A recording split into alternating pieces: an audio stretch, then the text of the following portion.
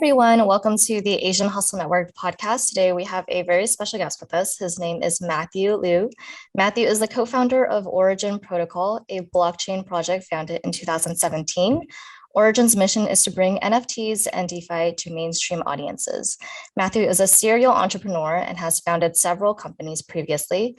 He served as co-founder of PriceSlash and as co-founder and CEO of Unicycle Labs. Earlier in his career, Matthew was an early adopter and one of the earliest product managers at YouTube, leading multiple products on the consumer, partnership, and monetization teams. Later, he was VP of product at Qwiki and VP of product at Bonobos. He has a MS MBS from Stanford University. Matthew, welcome to the show. Thanks so much for having me. Really happy to be here and excited to chat with you. Yeah, Matt, we're super excited to have you here. I mean, your journey has been pretty crazy, right? Being one of the early employees at YouTube and working in your current company that is pretty much pioneering an absolutely new space. And before we kind of get to that story, I want to understand, how did you become the person you are today? Where'd you grow up? What was your childhood like? How did your parents teach you that it's okay to take risks and become an early adopter in so many different platforms? This is so game changing across different industries, right? What was that? What was your upbringing like? Yeah, so it's actually really funny that you mentioned that, because my parents think that I'm way too much of a risk taker and that I've, done a lot of big gambles with my career. But the ironic thing is that they're immigrants, right? So when they were young, they took the risk as well. So they immigrated to the US for grad school, had no money to their name, were, living in, I would say like pretty poor conditions, and just, hustling and scrapping to be able to make it. And so they kind of climbed their way up as, starving grad students that then got, their earliest jobs in technology, and still like they had to face a lot of hardship, not as strong in the English language, dealing with, new workplace culture. But eventually they made it, right, in the sense that they had stable careers and trajectories, and both of them had engineering backgrounds and were into technology. And so at an early age, I think that was an area of interest for me. I grew up in New Jersey, spent the first 15 years of my life there. Very education focused. To be honest, like when I grew up, I was like pretty shy and, quite introverted, which is very different than what I am today. Yeah, there's just a lot of focus on working hard and also trying to, treat people well. So I really, say that I think like my parents and my grandparents helped, shape, who I was at an early age. Later on, I moved to California. My dad got a job at a startup. So you'll notice a trend of a bit of risk taking there. And I just stayed in the Bay Area for about 2 decades. So finished out high school in the Bay Area, then went to Stanford. After Stanford, knew I wanted to do something entrepreneurial, and the best way to pick up those skills was to join a startup. And at the time, a lot of my friends were getting into investment banking, management consulting. I almost went down that path as well, but something just didn't feel quite right. And I knew that I wanted to do something a little bit off the beaten path. Today, right, like everyone talks about technology and startups, but in 2005, it was, not the cool thing to do necessarily, right? But I saw this company called YouTube, and I was like, this is really interesting, and I think I want to work there. And so I just I knew I needed to network my way in because I had no experience and I wasn't, the background that someone at a high technology startup would look for.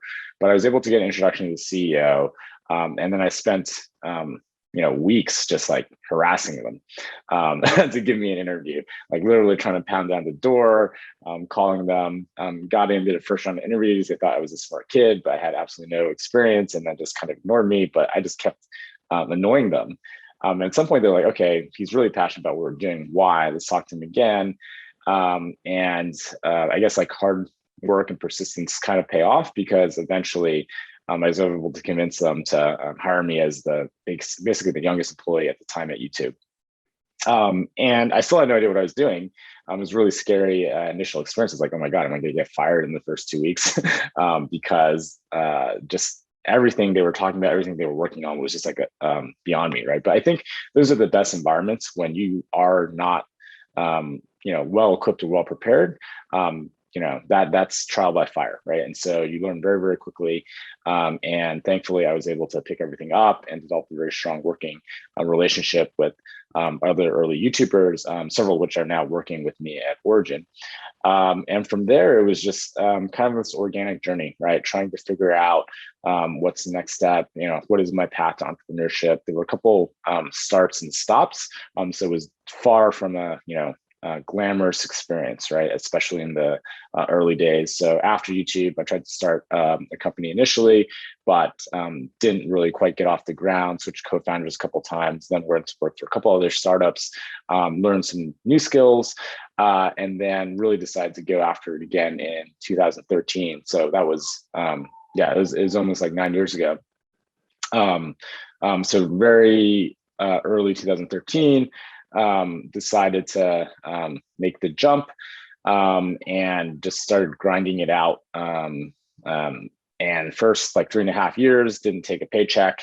It was just hustling, trying to build products and find customers, trying to find scalable business models, and it was just like failure. My parents were like, "What are you doing?" My friends were like, "What are you doing?" And I was like, "What am I doing?" But something in me just didn't let me quit, and so I just kept going and going and going. And then everything just magically changed in 2016. I think a couple things happened throughout the 3.5 years of not paying myself. I was forced to acquire new skills, right? Like previously, I was just more of like a manager type, but throughout that process, I learned how to code, I learned how to design, I learned how to sell, I learned how to do growth hacks and marketing, and I actually I think became much more well-rounded as an entrepreneur. And the second thing that happened was I started working with my now co-founder at Origin, Josh, and he and I just had a very, very complementary relationship. Just like we're able to work together extremely effectively, more effectively than my previous co-founders in other businesses. And I was literally like this close from hanging the gloves up and saying, "Hey, I'm not going to make it as an entrepreneur." Started preparing my resume, looking at companies I was going to apply to when we started working together. And I was like, "All right, I'll give it like a month or a quarter or something," right? And that was like 1% battery life in terms of energy, but that was enough to get the recharge. So within that quarter, we were able to spin up our first business, and very quickly it started generating 7 figures of revenue. And I was like, okay, there's something here, right? Like there's enough reason to persist and go, and like we're on to something. And a few months later, we had another crazy idea. We're like, oh, let's try starting that business as well, right? And we very quickly spun that up. And realized we didn't want to run that business, but that that we had built something valuable pretty quickly. So we ended up selling the tech assets to a competitor. And so like very quickly we had built 2 businesses that had some measure of success and rather quickly. And so then we're like, okay, well, we know we can work together. Now let's go after something bigger. And I was very fortunate to have invested a little bit of money into cryptocurrency early on. Same with Josh. In 2016, it was just starting to pick up. It wasn't really obvious that this was going to be a huge trend yet. But because we had invested some money in 2012, 2014, now it was like, okay, we're onto something, or there's something here, right? Like, why are our investments now worth substantially more money, and why is there so much more developer activity and community around blockchain and cryptocurrency? And so we started to really dive in. And at first it was just like, hey, like everyone's speculating, let's speculate too. So let's trade all these cryptocurrencies. And we built our own private trading platform, so to speak, right? So we had some bots that would do algorithmic trading. We built our own portfolio management software. We did a lot of stuff just to figure out how to generate cash flow from crypto. But the interesting thing about it is, like, many times, speculation, right, gets people to think deeper, right? When you have skin in the game, you start investing and learning. And so then we started to really try to understand decentralized technologies and what they could do. And that was when we decided the technology would be so disruptive that it would change many, many different industries, and it would be almost like a huge mistake on our part if we didn't really grasp it by the horns, right? This is a once in a generation opportunity. We needed to go all in. And so we made the decision that we wanted to build a blockchain startup, figured out how to divest our other businesses that were still running, but it's like, hey, we got to get into this, right? And so we picked the biggest, hairiest, most audacious idea that we could come up with in blockchain, and that was kind of the beginning of Origin. Now, we had this crazy vision, but we didn't necessarily. Now this is kind of like a microcosm of the larger journey, which is like you have to continue to grind, right? You have to try new ideas. You have to pivot. It's not easy. Some of our initial products fell flat on their faces. Then cryptocurrency markets, like they went to the bear market, and people were very bearish on technology and the community, but we had to persist through that, right? And it wasn't until 2020 last year that activity really started picking back up again. So we had to weather that storm, but since then we've built two I would say flagship products that are both doing well. One of them is squarely in the NFT space, non-fungible tokens, and the other one is in the DeFi space, decentralized finance. But yeah, we're just continuing to grind, and I think it's going to be another decade at least of just working really, really hard all the time, but trying to achieve something really, really ambitious and impactful. Wow, that was one heck of a story, and there's so much to break down and digest from there. I mean, shout out to being that hustler as a kid and really getting the opportunity at YouTube. I think that speaks volume to our younger listeners that, hey, if you want something, go for it and go for it really hard, right? But when you have the opportunity, you have to be able to seize it really well and prove yourself, because this can be game changing, can be life changing. And I see Steve talk about you on your website about how great you are, and he's not the only person that said that, right? My network has also told me that you're someone that is able to do very accomplished things in life. So shout out to you. Thank you. And then regarding the NFT space, right? It's relatively new, and I really like your big audacious goal, like decentralizing the marketplace, right? And for a lot of people, this sounds like a foreign word. Like, what does that even mean? But I think that the way the world is trending, it's going to be decentralized within our lifetime. And it won't, like everything else in life, people do not like change. And it takes a while for us to sort of adopt this mindset, right? There's two parts I want to digest for our listeners when they hear NFTs. It's such a hot word nowadays. Like, what does that even mean? And decentralized, what does that even mean? Right? So can you explain to your listeners what does decentralization mean to you, and how are we decentralizing? That's the bigger thing. What's the NFT? Yeah. So let's talk about what a decentralized internet would look like in comparison to today's internet, right? And by the way, I'm not one of these crazy philosophical idealists that's like, I hate Google or I hate Facebook because they're these giant centralized authorities. I think they have many flaws, right? There's like data issues, there's privacy issues, there's monopolistic behavior, right? And so I think there's huge amounts of improvements in the new internet that we can build versus allowing these companies to basically accrue all the value. But I do want to give a nod to, Facebook and YouTube and Twitter and Airbnb, like these Web 2.0 companies that have completely disrupted the world, right, in their own right, allowing people to connect with each other, allowing people to book a car, right, with the tap of a button, right? Every person has like an iPhone and an Android phone. Pretty much, it's become so important in our social fabric as well as global and local economies. So great accomplishments in the past with the centralized internet. So why can a decentralized internet be more advantageous and better, right? So there's a couple key points here, but essentially a decentralized internet gives power back to the people, right? The idea is that rather than just having a few, these very powerful, like almost like corporation states, right?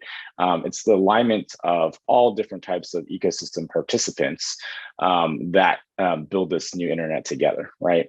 And the alignment of interest is largely through crypto economic incentives, right? So when you have incentives built into these protocols from the very beginning, then it's very easy to rally people and have them collaborate and work together, right? And so one example of this is Ethereum and having, the decentralized world computer is what they called it in the early days. I'm not exactly sure what they call it now, but the idea is you have all these different Ethereum nodes running. They're all able to kind of agree on what data is being processed, what transactions are being sent, what logic is being run by different applications that are living on chain.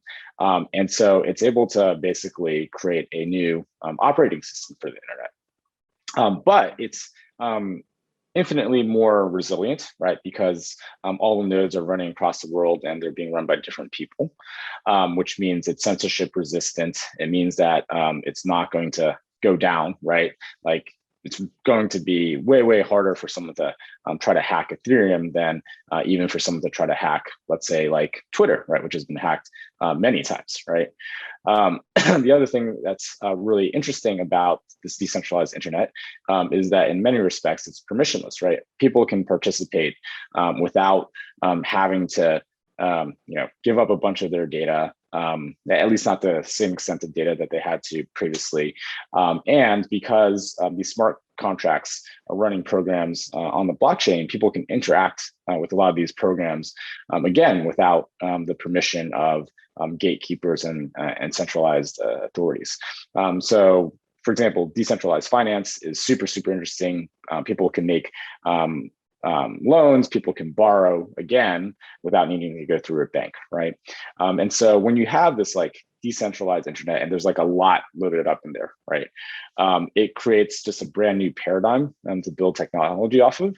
And I think it's going to be especially empowering for emerging markets, right? So third world countries that can kind of leapfrog existing systems. It's going to be very, very beneficial because of the crypto economic incentives and the cryptocurrency payments for countries that currently have hyperinflation, right? That have corrupt governments, that have infrastructure problems, right? And so as this whole decentralized internet evolves, I think there's just going to be so much benefit across so many verticals and geographies and use cases. Anyways, that's a very long-winded version of saying that there's a lot of value that can come through having this decentralized internet, but it is still early days. We still have to figure out what products are going to work. We still have to learn from the internet of the past. I don't think we can throw everything out, right? But we have to learn how to bridge the gaps between today's very mainstream user experiences in Web 2 and figure out how to smoothen the user experiences as people go into Web 3, right? So we're still in the early days, believe it or not. I think everyone that is even remotely interested in this concept should read about it, should play with decentralized applications, should buy some cryptocurrencies, get some skin in the game. That just forces you to learn more. And I think this is still so early that there's just so much opportunity, especially for young people that want to do something off the beaten path, that don't want to work at a normal corporation or that want to make it for themselves. Like, this is your opportunity, right? This is a once in a generation opportunity. It's like, there's the first wave of the internet created companies like Amazon, right? Now Jeff Bezos and Elon Musk are always vying to be the wealthiest person in the world. Well, this next wave is just underway. And, I think the number of, very wealthy and successful, but also impactful people in this industry is going to even outnumber the one in the previous internet. Anyway, sorry, that was very long-winded. I'll keep it shorter for NFTs. NFTs are non-fungible tokens. Think of NFTs as like a way of ensuring and proving digital ownership, as well as scarcity, as well as provenance, which is like who has owned this NFT over what period of time. But essentially, like, it's really, really interesting technology. A lot of people see NFTs as just digital art right now, right? It's like something on blockchain, and it has value because it's scarce. So I think that's one part of it. But to me, NFTs are a more fundamental technology. It's almost like HTML in the early days of the internet.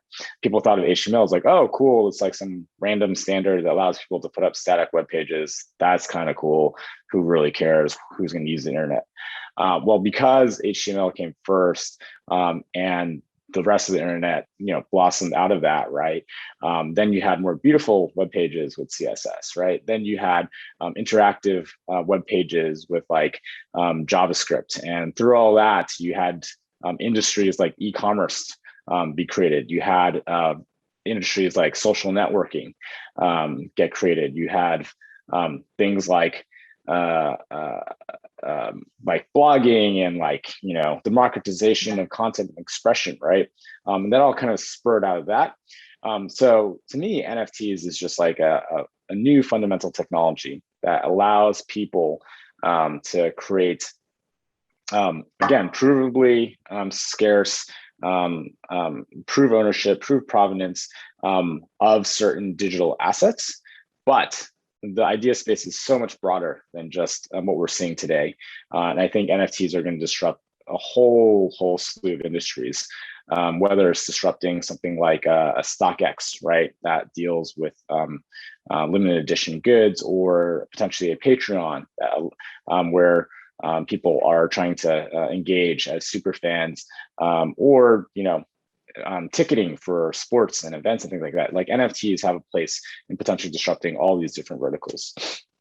That is amazing. And as you're talking about like NFTs and decentralization, that really got me fired up, because I do agree a lot with everything you said. I think that, all these, it's going to have a huge impact in countries with corrupt governments, and he helping third countries kind of leapfrog everything. That's the kind of vision I see for decentralization too. That's what so for our listeners, for me to get introduced to Matt is through our friend William, and I was so interested in decentralization, and he was like, "Hey, I'm working with Matt at Origin." I'm like, "Oh wait, I had to meet Matt at Origin because this is so cool that you're working on this stuff, right?" And everything you do, it's like very relatable to how I view the world is going to be. And you're right. We're very, very early. We're not even at the crack of like having a mainstream adoption into NFTs yet, because a lot of people still don't understand what it is and how it works, right? And I'm really appreciated that you're able to share your story. But I want to take a bigger step back to your first answer, when you were saying how, as you're building your company, you were taking you're learning a lot about creating new skills and almost quitting many, many times. I think that's so relatable to a lot of us. But unfortunately, for a lot of us, we sort of just quit, right? We just stop because we're just like, this is way too hard. And the crazy thing about entrepreneurship is that no matter your highs and your lows, you're going to take every single experience and apply it to your next venture, right? So always think of it that way. You may not be earning now, but you will eventually earn if you continue to learn. Yeah, absolutely. And I almost see it as like a lot of people, when they start their careers, they anticipate almost like linear growth, right? And that's what society has largely conditioned us for, at least for many other industries, right? Like corporate America, or finance. And at some point it gets like more exponential as you get more senior, right? In terms of financial rewards, or the people you impact, or the number of people working underneath you, or whatever it might be, right? For entrepreneurship, it's not like that, right? Like it could be like zigzag, it could go down, it could go up. It's like all over the place. And oftentimes you have to really, really grind it out. There's all these like stories of like overnight successes, and these like fabled entrepreneurs. But a lot of times when you look at their backgrounds, like they had huge failures for a number of years, right? Like I think, people said this about like Ben Silverman at Pinterest, right? Like, oh, Pinterest just like blew up, right? But he spent a couple of years working on products that didn't work, right? Not everyone can be a Mark Zuckerberg or Bill Gates, just get lucky on the first shot as a college dropout. More often than not, it's, hey, there are a lot of like dark times before there's some success, right? Like my co-founder, Josh, he had 3 venture-backed companies before we started working together, right? And some success. He had one, small success, but 2 companies that completely failed. But he was an entrepreneur for over a decade, right? Before we started working on Origin, and that started actually, taking off, right? And so I think moral of the story is sometimes you just got to keep grinding, right? You got to keep working. You got to understand that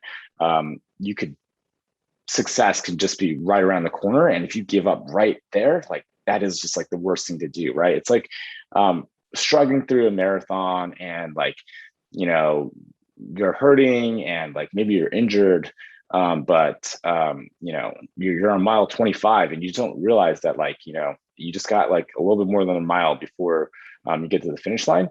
And I say that a little bit facetiously because like once you get to the finish line, you realize like you have to run another marathon, but at least like you've gotten some milestone where like, okay, there's like some success and you can recharge and energize, right? Success begets success, growth begets growth. And so as you're grinding it out, sometimes it gets really, really dark, but just make it to the next milestone, right? Make it to the next like goalpost, and something will be there waiting for you, right? There'll be, maybe a round of funding, or there's like, oh, hey, there's new people on the team that are really fired up that can make my job easier, or I just landed a crazy partnership or closed a customer, right? And that re-energizes you and keeps you going, right? So I think it's really important to just like, okay, how do I get to the next milestone? How do I like improve every single day? How do I move forward? Don't always just think about like, the end goal, because then it can be super, super intimidating. Like, yes, you should have that in your mind, like, hey, I want to build this and it might take me 5 years or 10 years, but like, don't only obsess about that. Also think like today, what can I do better, right? What can I learn? How can I be a better salesperson, or how do I hire better? Or like, maybe like, I don't know how to code yet, but like, guess what? You can learn. It's hard, but it's not impossible. There's, so many people that learn, and I've heard that excuse so many times. Oh, like I would start a company, but I can't do Y skill or, Z skill. I'm like, okay, so maybe you should go learn it, right? Absolutely. I love, I just wanted to say, first of all, like, thank you for explaining so comprehensively what NFTs and decentralized means, because honestly, for myself personally, I'm still learning about what all of this means, right? And I think there's just so much complexity that goes into it too. And it's just really refreshing to hear you explain to our audience what exactly it means. And I definitely agree with you, like this is my first time doing entrepreneurship full time, working on AHN. And, Brian, both myself and Brian are learning as well. And there definitely have been very dark times, just like grinding it out and knowing that you don't have a security blanket to fall onto and not paying ourselves. And so on that topic, you went from being a product manager to a leader, and I'm sure you picked up on a lot of great skills working at YouTube, but how did you kind of go about that transition, becoming a leader from a product manager? Yeah, how were you able to give up control and delegate it out? Because your team is really big. Right now it's like I think that's the hardest part for most product managers, right? Because you're always in everyone's ass. You're like, get it done, get it done. This is the vision. But whenever you're CEO, you can't manage everything. You can't be everywhere. How do you mentally give up control and become a leader that you are today? Yeah, that's a great question, right? So first off, it's not easy to become a leader overnight. Like just like we were just saying about learning new skills and failing and like product pivots, like same thing, right? With leadership, you're going to make a lot of mistakes. With hiring, with managing, with firing, you're going to make a lot of mistakes, right? It's hard to be like, okay, like let me learn the CEO or founder job, right? If you've done it a couple times, then it's a little bit easier to say, okay, I've been here, I might know how to deal with it. But really, like when you're a founder of a company, every like couple of weeks, there's going to be some sort of like random new thing where like I haven't dealt with this before. What do I do? And you can either freak out or you can wing it, but like do it to the best of your ability, right? So I don't think that ever changes, right? I don't think it changes if you're, the CEO of Coinbase, Brian Armstrong, right? He's recently facing regulatory scrutiny from the SEC that just seems to come out of nowhere, right? I'm sure it's the first time he's had to deal with that, right? Brian Chesky at Airbnb had to deal with a lot of crazy stuff. Like even when Airbnb was like, unicorn, like, oh crap, like, people are having horrible experiences, or there's crimes in Airbnbs, or like, someone died in Airbnb, like, what do you do, right? There's always gonna be first, like new experiences that are just like, almost like catastrophic to think about. But then you just have to get through them, right? You just have to deal with them and get through them. So more specifically in terms of like, how do you become like a better leader? How do you manage and delegate? I think the key to letting go, I think, is like hiring people that you trust, right? That can do the job better than you. And then when you trust them, it's easier to let go. If you hire B players, right, that are not as good as you, and you're constantly micromanaging them or telling them what to do, that's when it's going to be really hard to lead, because you're just spending all your time like correcting people's mistakes, not letting them feel empowered, not letting their ideas shine through, not letting them lead. And so I think the best part of managing really starts at hiring. If you can hire people that are really, really good at what they do, where you can trust them for some aspect of the business, and you can get out of their way and let them make critical decisions, they're going to have the ability to focus on specific problems more than you are as founder, where you have to have a strategic focus, and you have to understand all the different parts of the business, whether it's like finance or accounting or technology or design or marketing, PR, right? So hire the really best people that you can, right? Keep that bar really, really high. I know it's cliche, but it's so important. I feel so blessed to have the team that we have, because they've bailed me out of so many things, right? Where I'm unsure what to do, but like sometimes like, hey, like, what do you think we should do? And if you trust them enough, then you can actually listen to them. And they're not always going to be right either, but it's good to have people that can push you and can also voice strong opinions, right? Ultimately, the buck stops with you, and you'll have to make a lot of the most important decisions, but that input's like super, super valuable, right? And I think in entrepreneurship, and just like in America in general, like we glorify the founders or like the president, or the global leaders, but what we don't really realize is like all these things are team sports, right? Like Barack Obama or Joe Biden, right? Like they have teams around them. Trump had teams around him. We'll not get into that. But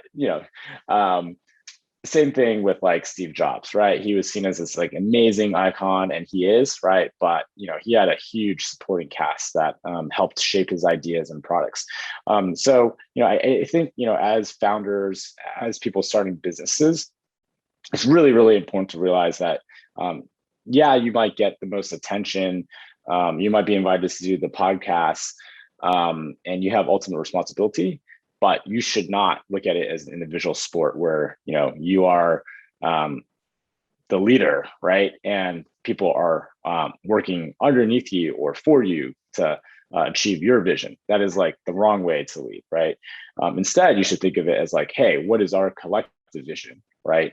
How do I find people that will share the vision or refine the vision? How do I find people that will make this a better company and a better business because they're highly intelligent, or they work extremely hard, or they have contrarian opinions, or they're really, really good at getting people to align themselves, or they're really good at whatever superpower, selling, marketing, et cetera, right? And how do we make it a collective vision and a collective company where people feel empowered, where they feel like they're part of the family, where they have real relationships, they can really grow, and we can build something amazing together, right? And so I think having that mindset, at least to me, is like very, very important. Like the people that work with us at Origin, like I consider them, like partners in the business, right? Owners in the business, and not just employees, right? Like that's that's not the right way to think about it in my mind. Now, of course, there's going to be like different roles. There's going to be like, different seniority. There's going to be different compensation. But thinking of it as, a team sport as opposed to an individual sport, I think is hugely, hugely valuable. Well, that is an amazing answer, and I could tell by the way that you're giving your answers that you are someone that has definitely been through everything. Not everything, but a lot. Been through a lot. That the answer comes with great experience, and we can see that and we can feel that with your answers. And we have a lot of people on the we're gonna be like over like 100 episodes on our podcast, right? So we can definitely feel that. I mean, regarding on your heroes arc, I mean, I love it. There was a struggle. There's a light at the end of the tunnel, grit, grind, push it out, hustle it out. But let's talk about the fun things, right? I think that I've been following you on Instagram for a while now, and I'm like, man, Matthew stays at the best hotels, best houses, and a lot of people don't see behind the scenes and your story too about your struggle that you almost quit so many times, right? And knowing that you have powerful people on your board, like Paris Hilton's one example. What is that like? Seeing the light sort of, but we all know like Yeah. success is never guaranteed. It's always constantly rented, right? Yeah. Seeing that light, what is that like being where you are now and looking back and reflecting and building on top of that and not letting that get to you and keep on that grind and keep on the hustle? What is it like? Well, first off, I'll say like this, right? You see the light at the end of the tunnel and you get there, right? And then you realize the tunnel keeps going. But hopefully with each, like, again, successive milestone, things get a little bit easier. Your ability to move through the tunnel becomes a little bit faster. Maybe there's more like, light in between, right? But I don't think it really, really ends until like you stop running the business, right? And that's not something that I've really experienced yet, and hopefully I won't experience for a very, very long time. So first caveat is like, again, go after those goalposts, but you're more likely than not still going to be going after like this huge vision, and it doesn't end, right? And so I still work extremely hard now, right?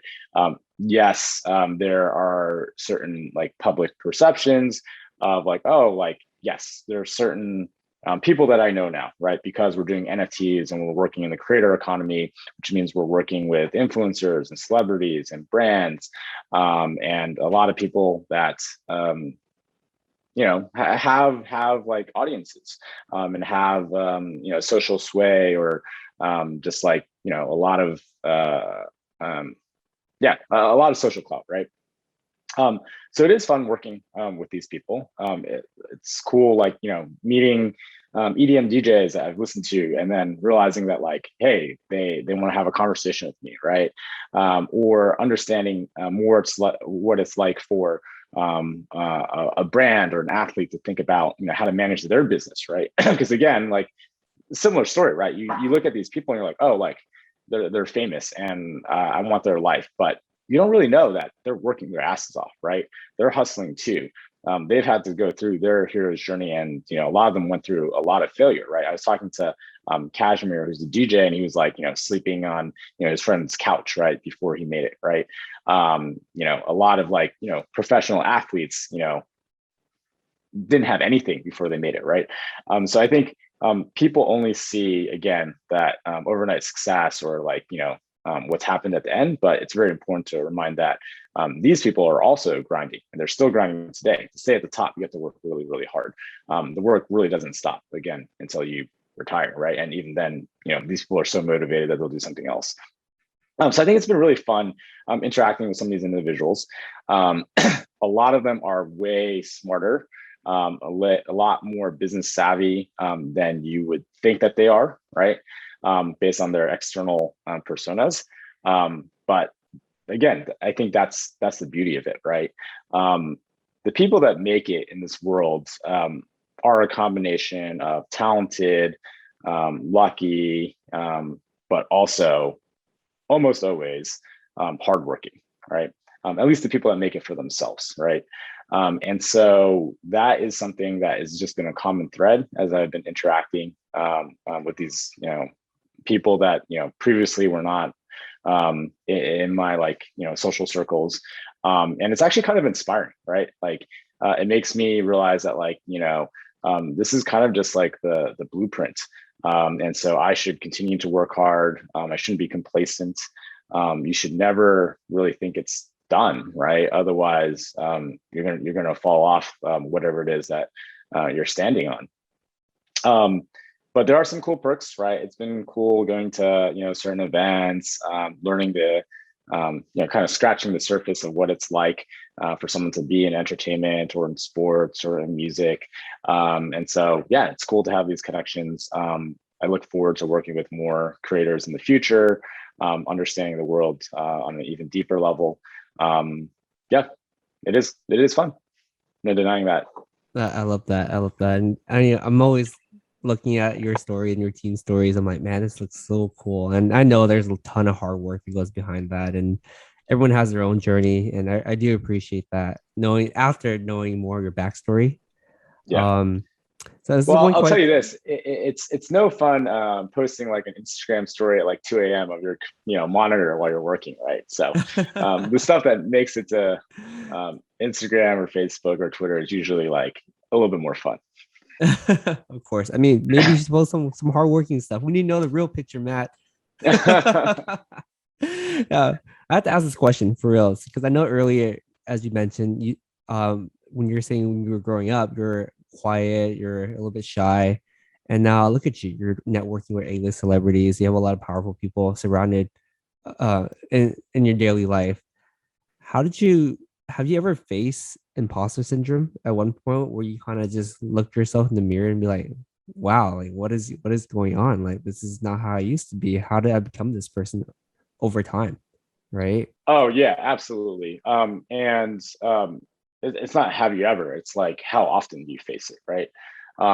It's still something that I struggle with, and I think a lot of people struggle with, because well, I could talk about this for days. So number one, like whenever people see like startups, right? Or they see Instagrams of celebrities like Paris Hilton or whatever, right? Like that's like a fairly like curated public perception, right? You see like the good points, because if you're a CEO, you're selling why your company is meaningful, right? You're trying to sell your products. You're trying to sell to prospective employees, right? And if you're an influencer, like you're also pitching a certain lifestyle or expertise or some unique intricacies about your life to your audience. That's only part of the picture, right? Again, people struggle, right? Inside companies, there's a lot of dysfunction, right? Even the companies that you think are like absolutely amazing. Like when I was working at YouTube and Google, like, Google was absolutely crushing it, stock price was flying, but I could see like, internal politics, right? I could see that there were certain dysfunctions or certain products, or like, oh my God, like there was this like huge bug that created all these problems, but like, people don't see that stuff, right? And so like every day, I think like you think a little bit about like, wow, how blessed you are that things are going well, but also like, oh my God, there's all these things that I need to stitch up because that are risks to the company, right? Or their personnel issues or whatever it is, right? There's always something wrong, right? When you're starting a business and running a business. And so there's always a gap between that public perception of how you're doing and how you feel you're doing internally. So that's number one.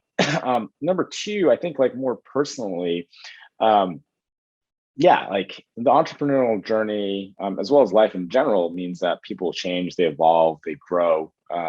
Hopefully, they grow to become better people than when they started. I grew up super shy. I was bullied.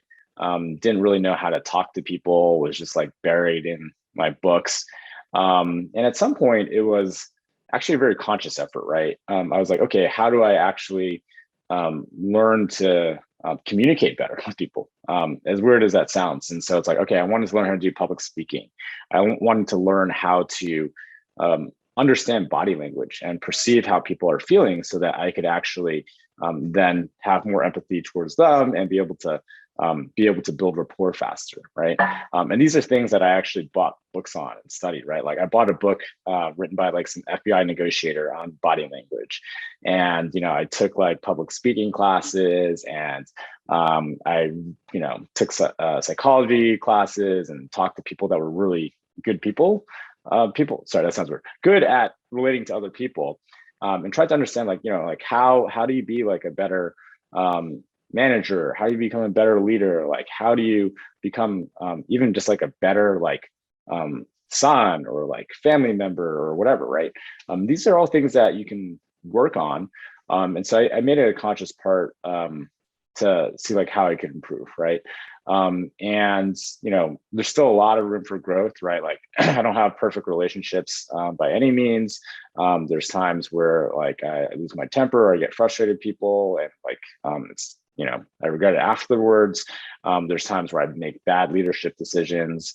There's times where I think I'm making like progress in building rapport, but I'm actually like completely wrong based on like cultural cues and things like that, especially when dealing with people internationally, right?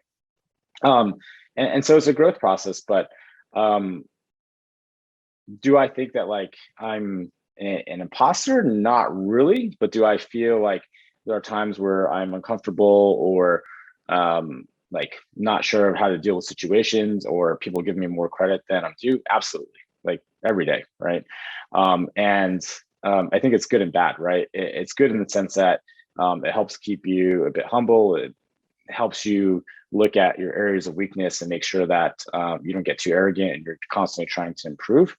So I think that's good. It can be bad, and sometimes it hurts your like self-confidence, right? And so you want to be able to balance that and not obsess about it too much.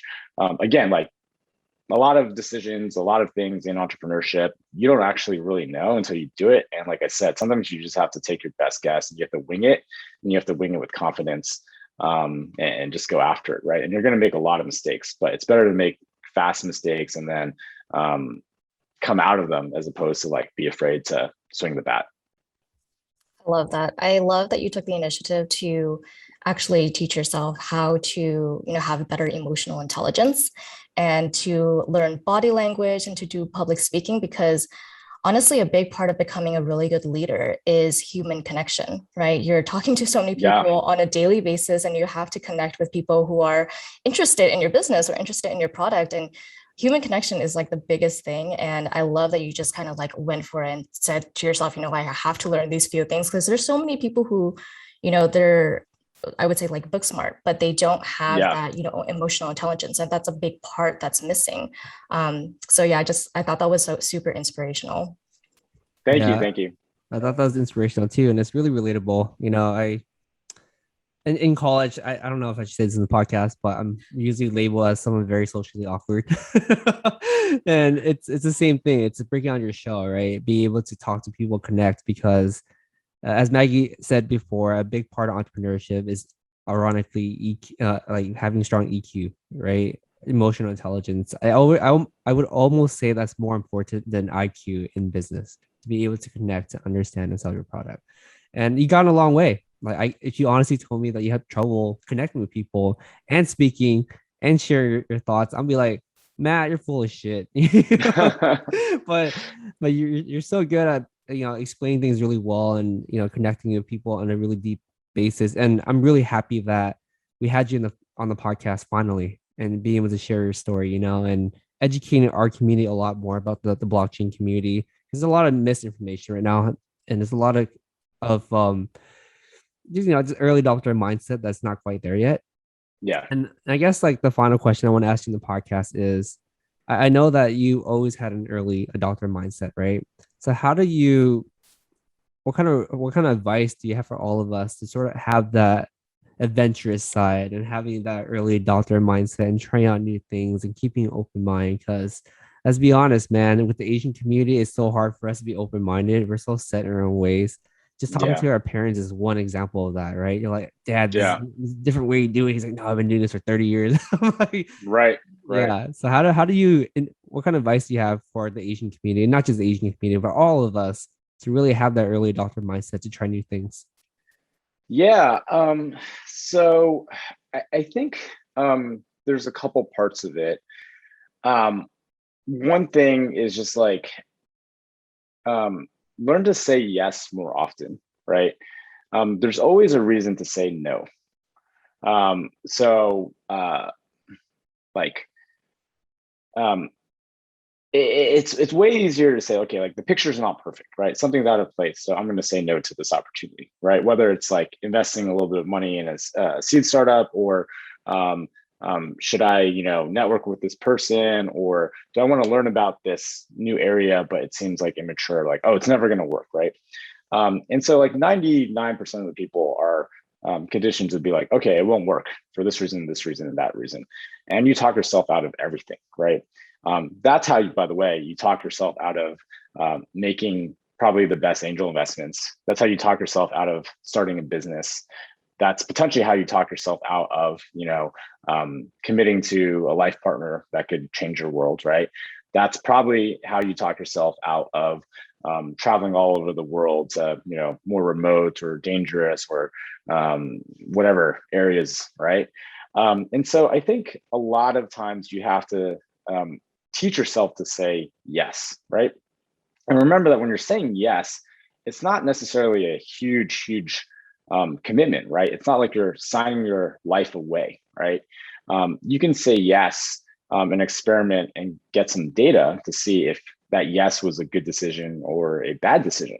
But by saying yes, you actually made a decision to try something new, to learn something new, and hopefully it gives you more data, right? And I've said yes many times to certain areas of like new hobbies or trying new things, and then quickly learned that, maybe it's not for me, right? But at least I have a little bit more primary input as opposed to just like, okay, what reason did I say to not do this, right? And also, I don't know if this is true for everyone else, but for me, just a story around like angel investing, right? Some of my most successful investments have been my smallest checks, because I was like, I don't think this is going to work. I don't really want to say yes, but this guy's a friend, so I'll cut him a small check, right? And it's like, wow, that turned into something big, right? Or I don't really believe in this tech, but okay, my friend's doing it. Like, and I was just fortunate enough to get pulled into a couple of these deals, and like they turned into like huge outcomes. And so that made me realize that like either one, I'm not like very good at making investments, at least like looking forward, or two, that I should probably say yes to more opportunities, right? It's oftentimes opportunities that are a bit scary, that aren't fully figured out, that have the most opportunity, because not everyone's going towards that, right? And yes, like a lot of, investments, right? Whether they're angel investing, like I'm talking about now, or investments of your time, right? Trying to learn new skills, or talking to people that maybe you originally didn't think were worth your time, or learning something that seems a little bit off the beaten path. A lot of those will be failures, but the ones that turn out to be successes can be outside successes, right? It's like when you said yes, when you were super shy, and didn't want to like approach that executive at that networking event, and you're like, okay, let me just do it, and you had a great conversation, even though he or she was like way more senior, and you just felt like uncomfortable, and that leads to your internship, right? It's when I was like, I'm going to try, even though I'm not qualified for this job at YouTube, right? Maybe it's like you're you have a huge crush on someone, right? And you're afraid, and you're like, oh, it's not going to work, not into me, like here are all the reasons how I'm going to be embarrassed, rejected. But you're like, okay, let me just try, right? Maybe you do get rejected, maybe you get embarrassed, but maybe you end up like finding your future life partner because you got over your anxiety, right? And so I think in general it's better to just like try a lot of things and go forward, and be an early adopter. And it's not just technology, right? Just go for it, right? What's the worst thing that can happen? Like your ego is a little hurt. You might have learned something, God forbid, right? yeah, maybe you got a little bit embarrassed because your friends were like, oh, like that business failed, or like you didn't get the job, or who cares, right? Like 5 years or 10 years from now, because you've been, conditioning yourself to take these chances when you're doing really well, you'll be like, wow, like that person is like, an entrepreneur or a go-getter, or they take the initiative. Like there were so many people that kind of like downplayed my efforts previously, because like, oh, like, why is he wasting his time, right? His business isn't going well. Like my parents were worried about me, my friends were worried about me. And now they're like, okay, like we're glad that, our son or our friend or whatever took these risks, right? And so I think what I'm trying to say, again, in a very long way, is if you take these small chances, the downside is like probably way less than you think it is. And then compounded over time, a lot of these like, small risk-taking events, many of them, again, which you will fail at, will result in outside successes, because a few of the times you said yes, are going to really, really be pivotal and impactful in your life. But you would have never gotten there if throughout your entire life you were saying no instead of yes. That is really, really powerful. And again, I really like these long answers because they're so detailed, and it's very relatable too, because it sort of just takes you on a trance in some ways as you're listening. Oh yeah, that's like totally relatable to my own life. And Matt, thank you so much for being on the podcast today. How can our listeners find out more about you and reach out to you? Yeah, so I love from hearing from people, especially people that have aspirations to do something impactful with their life, whether socially or professionally or anything interesting, right? And I have to obviously be very consistent with what I just said about like saying yes. So like people that want to reach out to me, like don't be intimidated. If I don't respond right away, reach out again, right? Like that's how kind of like the world works, and that's how like things spin around. But for most social handles, I'm Matthew Liu. So that's what I am on Facebook and Twitter and Instagram. A couple other platforms like WeChat and Telegram. It's Matthew C. Liu. You can also shoot me an email at matt@originprotocol.com. Don't forget to check out originprotocols.com as well. Yeah. Matthew, thank you so much for being on the podcast today. I really appreciate everything that you shared, all your insights. And this is a great show. I appreciate that. Yeah, it was awesome. Thank you for having me. Learning about your story. And thank you so much for being on the podcast. Of course, it is my pleasure. Really enjoyed the conversation, and hope that the AHN community enjoyed